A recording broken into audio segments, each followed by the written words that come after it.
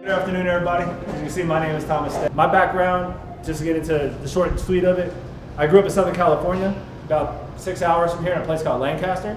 It's famous. For about 2 years, it was known as the meth lab and child abuse capital of the country.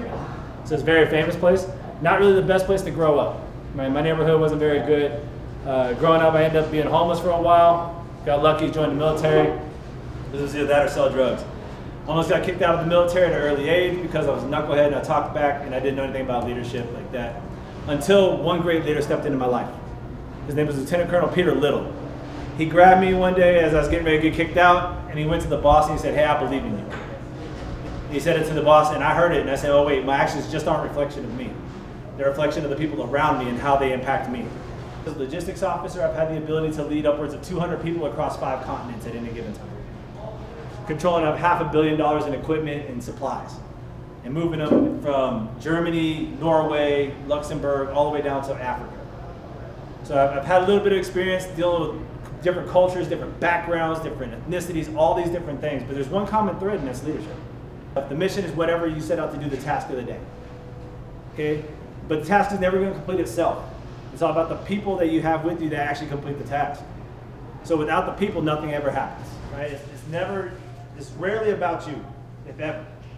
It's always about the people that you're serving. Leadership is service, period. Because how many of you can do all the job that your people are in charge of by yourself?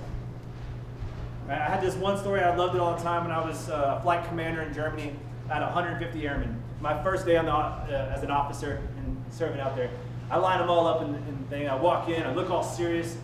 And I look at them, I'm like, who is the most important person in this room? And they look all scared because they're all young. And one young one gets up and goes, "You are, sir." I'm like, "You're dumb, sit down." And everybody looks.